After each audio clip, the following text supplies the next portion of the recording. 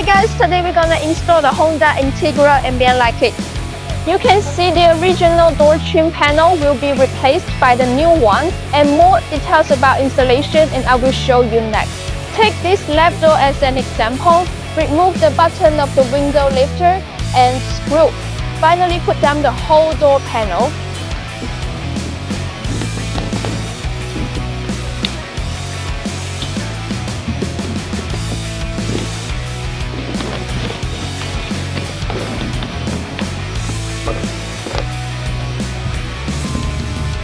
You can see these screws on the back of the door panel. Remove all and then take out the original door trim panel.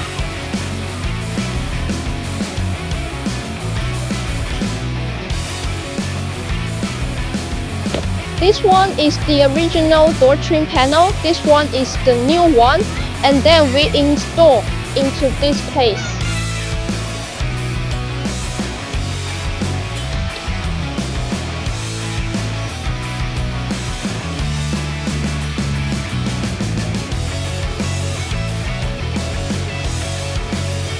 After the installation, return the door panel to its original position. The other three doors installation methods are the same as this one. Alright, this is the end of this video. If you have any questions, please contact us.